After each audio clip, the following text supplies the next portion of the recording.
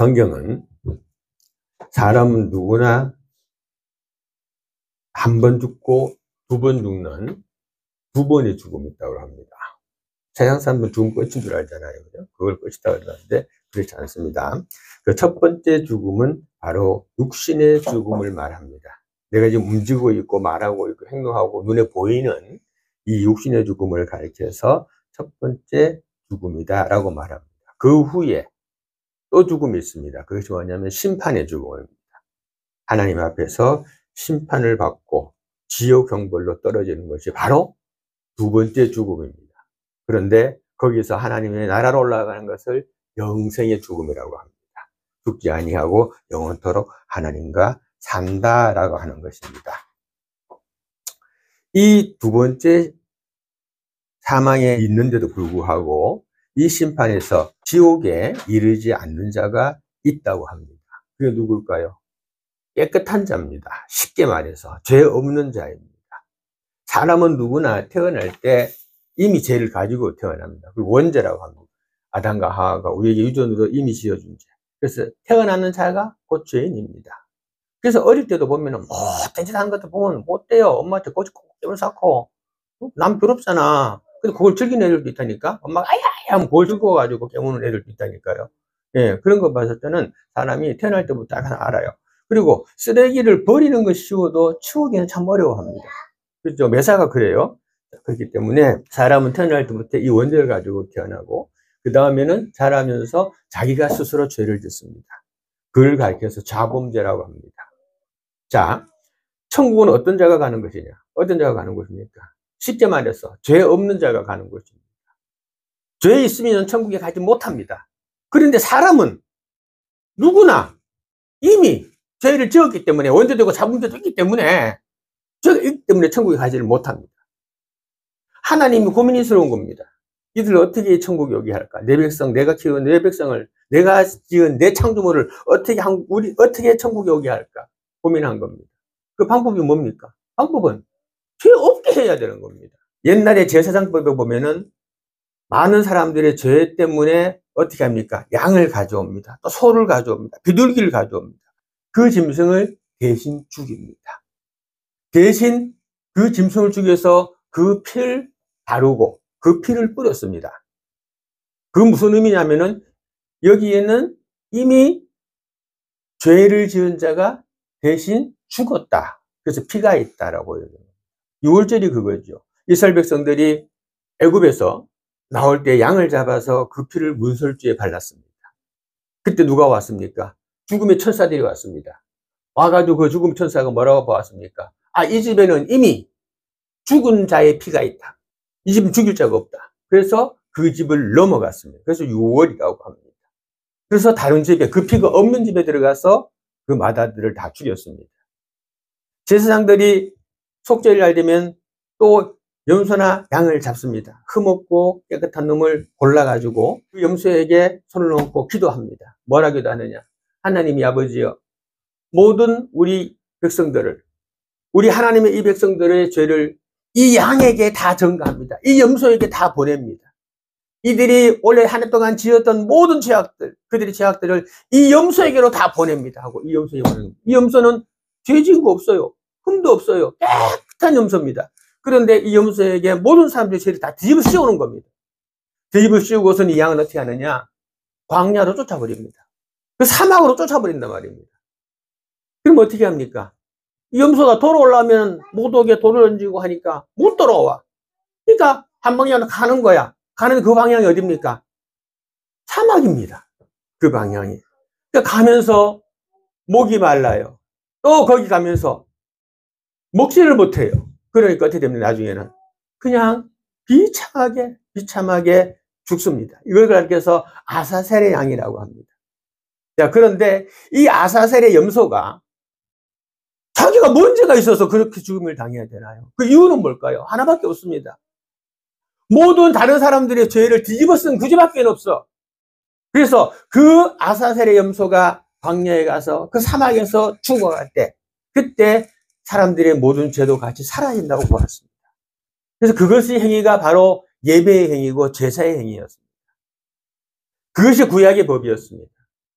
근데 예수님 보실 때, 하나님 보실 때 신약시대에 이르러가지고 이것을 계속 할 수가 없어요, 이제. 그래서 보낸 이가 바로 예수 그리스도입니다. 예수 그리스도가 태어난 것부터가 일반 사람하고 다르게 태어난 이유가 그겁니다. 왜? 예수님이 만약에 요셉과 마리아 사이에서 서로 간의 관계 속에서, 부부 관계 속에서 그가 태어났다고 하면 그도 무슨 죄를 가지고 태어납니까? 그도 원죄를 가지고 태어나요. 소경이 소경을 인도하면 둘 다 구덩이에 빠질 뿐이라고 성경은 말합니다. 마찬가지로 그도 죄를 가지고 태어난 자가 구세주가 될 수가 없습니다. 그래서 예수님은 일반적인 사람과는 다른 방법으로 성령의 잉태하심으로 태어나게 되는 겁니다. 그러니까 그에게는 뭐가 없습니까? 원죄가 없습니다. 그래서 아무 죄도 없는 이라고 합니다. 자, 죄 없이 태어났습니다. 죄 없이 태어난 그가 살아오면서 죄 짓지 않았습니다. 자범죄를 짓지 않았습니다. 자범죄를 짓다는 기록이 전혀 없고 깨끗한 어린 양으로만 표현되어져 있습니다. 그러니까 깨끗한 어린 양, 모든 죄를 다 지고 갈 그 아사셀의 양처럼, 그 염소처럼 모든 사람들의 죄를 지어갈 깨끗한 제물이 준비되었다는 겁니다. 그러니까 이 깨끗한 제물을 어떻게 합니까? 하나님이 죽이시는 겁니다. 어떻게 죽이십니까? 모든 사람들의 죄를 이 깨끗한 예수에게 다 뒤집어 씌워가지고 내가 죽어야 할, 내가 천국 가지 못할 내 죄를 이 예수 그리스도에게 다 덮어 씌워버리는 겁니다. 처참하게 죽여버리는 겁니다. 그렇게 함으로써 누가 나음을 입었도다? 우리가 나음을 입었다. 우리가 우리 죄에서 해방되었다라고 하는 말입니다. 이것이 하나님의 방법이었고 그것이 예수 그리스도께서 십자가당에 달려서 돌아가실 수밖에 없었던 겁니다. 다른 이유가 아닙니다. 다른 이유가 아니라 하나님께서 나의 죄를 없애서 나로 하여금 천국 가게 하기 위해서, 그래서 하나님이 아무 죄도 없고 아무 흠도 없는 예수 그리스도를 죽였다라는 것을, 그게 믿어지면 어떻게 되느냐? 그게 믿어지는 사람이 그 죄로 말미암아, 그 예수님을 말미암아라 내 죄가 용서되는 겁니다. 그게 믿어져야 됩니다. 그게 믿어질 때 눈물이 나고, 그게 믿어질 때 하나님과의 첫 사랑을 경험하게 됩니다. 예수님의 사랑을 경험하게 됩니다. 눈만 떠도, 눈만 감아도 나를 위해서 아무 죄도 없었던 그 어린 양이 모든 사람의 죄를 덮어쓰고 사막으로 버려졌던 것처럼 예수 그리스도께서 나의 죄 때문에 나의 죄를 뒤집어 쓰시고 아무 죄도 없는 그 예수가 나 대신에 죽었구나라는 것이 깨달아지면 그때부터 하나님과 나 사이의 첫사랑이 시작되고 예수님과 나 사이의 첫사랑이 시작됩니다. 이 성찬의 예식은 그 예수님이 정하신 겁니다. 잡히시기 전날 밤에, 죽기 전날 밤에 이 성찬의 예식을 예수 그리스도께서 친히 세우셨습니다. 그리고 말씀하십니다. 내가 재림하는 그날까지 나의 이 죽음을 기억하라 라고 하셨습니다.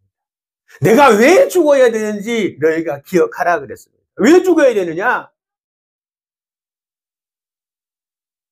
만 백성, 하나님의 사랑하는 백성, 우리를 살리기 위해서, 내가 너희를 살리기 위해서 내가 대신 내일 처참하게 죽을 것이다. 그리고 언제까지? 내가 재림하는 그날까지 이 예식을 행하면서 그것을 꼭 기억하고 하나님 앞에서 바로 서고 천국 백성으로 바로 서고 악한 사람들과 어울려서 지옥까지 말하라고 하는 겁니다. 그래서 세우신 것이 바로 이 성찬식의 목적입니다. 하나님께서 자기 백성에게 힘을 주고 죄를 대적하게 하며 모든 고난에서 저희를 견고하게 하심과 우리를 굳세게 함으로 우리에게 평안과 소망과 확신케 하는 그런 무한한 유익이 우리에게 이 예식을 통하여 있음을 우리는 믿습니다. 오늘 성경 본문에 보니까 내 몸을 먹는 자, 내 피를 마시는 자라고 기록하고 있습니다. 자, 내 몸을 먹는다. 누구의 몸입니까? 예수 그리스도의 몸입니다. 왜 예수 그리스도의 몸을 먹어야 되나? 사람이 먹는 대로 그 몸이 변합니다. 그렇죠? 술 마시면 술이 취한 자로 변합니다. 좋은 약을 먹은 사람은 그 좋은 약의 모습으로 사람이 바뀌어갑니다. 가장 좋은 약이 무엇일까요? 신약과 구약입니다. 많이 먹으면 하나님의 말씀대로 성경대로 변해갑니다. 예수의 몸을 먹으면 누구로 변해갈까요? 예수님으로 변해가는 겁니다. 그러면 죄도 없고 흠도 없고 깨끗한 자의 모습이 되는 겁니다. 또 뭐를 마셔야 합니까? 내 피를 마시라고 합니다. 예수의 피를 마시라고 합니다. 자, 그러면 뭐가 됩니까? 내 몸에 예수의 피가 흐르게 되는 겁니다. 그러면 내 몸에 화평이 있고 건강이 있고 내 몸에 뭐가 있습니까? 기쁨이 있고 즐거움이 있고 희열이 있고 감사가 있는 겁니다. 그래서 내 몸을 먹고 내 피를 마시라고 하는 겁니다. 자, 그런데 천주교에서는 이걸 가르쳐서 전병과 포도주를 주면서 기도할 때에 이것이 진짜 예수님의 몸으로, 진짜 이것이 예수의 피로 바뀌었다라고 얘기합니다. 그러나 기독교는 그렇게 하지 않습니다. 기독교에서는 이것을 상징으로 봅니다. 그래서 우리가 예수님의 살을 진짜 뜯어먹을 수는 없잖아요. 지금 뜯어먹고 싶어도 없어, 어디 있는지. 못 먹어. 그렇죠? 근데 재림 때까지, 예수님 재림할 때까지 예수님 하실 안에, 그러니까 예수님의 몸을 상징해서 떡을 합니다. 그러니까 본질적으로는 떡을 덩어리로 놨어요. 무교병 떡을. 그 뜯어서 먹었어요.